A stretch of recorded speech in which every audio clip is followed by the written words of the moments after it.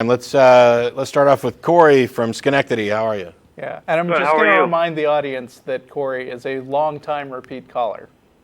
No, this is the second. This is the third time, actually. Oh, okay. That's long enough. Sure. You guys make the claim that you don't know how the universe got here, right? Correct? Well, depends on what you mean by no, but yes. So, yes. Well, like I said, it depends on what you mean by no. You make the claim you don't know. I've heard you say that several times. You don't know how the universe Sure. got here. Before the Big Bang. Okay, so why is it wrong for me to know? Well, how do you know?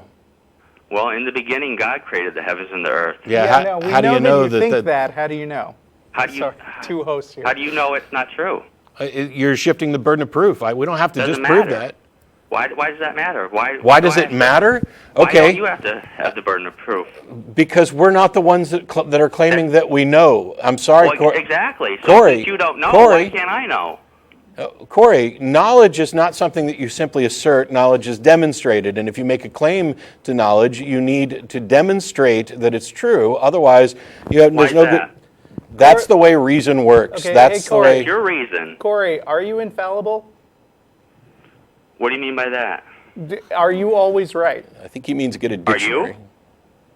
Okay, Answer my I'm not question. playing this game. Goodbye. See, I told you this was. I'm not going to play the are you, were you, how do you know? Why? I'll tell you why. We establish a burden of proof because we understand that the application, by the way, you said, well, that's your reason. No, there's simply reasoning. There is the critical examination of evidence.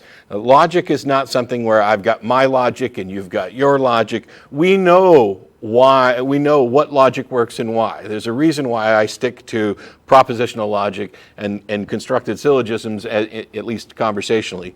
And there's a reason why we establish the burden of proof. And that's because in your world, Cory, you get to claim that you know and you have no burden of proof, and so can 100 other people all know answers that don't agree with yours. And so now we're in a world where there's 101 different propositions out there that all claim that they know, and none of them agree with each other, and none of them want to take on the burden of proof. And what does the reasonable person do? Nah, screw all you guys.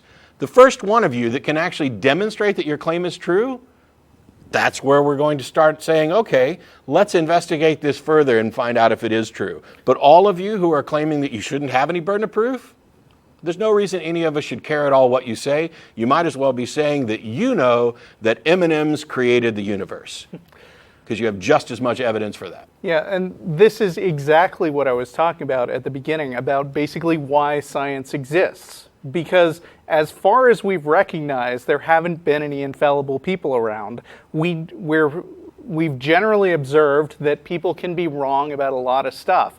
And the point is to come to some kind of testable demonstration of your claims instead of just saying, I know this, I know it, I know it, I know it. You can't prove I don't know it. Yeah, I love it. How do you know? Well, in the beginning, God. Well, okay, yeah, that great. wasn't how he knows what he knows. That was the thing he was claiming. Yeah.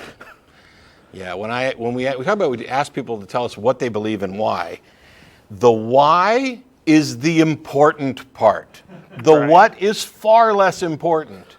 And if you aren't willing to address the why, then you are not being intellectually honest with yourself or us. And I don't see why we should waste any actual time on those conversations. Right. I find it really sad. I mean, it would be different if I was asserting a specific claim and you were asserting another claim, and you said that you don't have to provide evidence as long as I'm not going to. I could see where that could be a point made, but when you say that, when I've just pointed out that I'm not claiming to know how this happened, then I'm the one who's in the open-minded position of being willing to be convinced based on evidence, and I'm also the one who's demonstrated that they care about truth. Because if you care about truth, you look for a way to find the truth, to demonstrate that what you know maps to reality. And Cory's not interested in whether or not his knowledge maps to reality. He just believes that it's true, doesn't care about any burden of proof. Well, good for you. I mean, congratulations. You have set yourself up with a vapid, defenseless proposition. I hope it serves you well. The rest of us are going to focus on reality and try to find some truth, and we care about actually demonstrating it. And not jumping off the Empire State Building. Yeah. It's kind of, I don't know.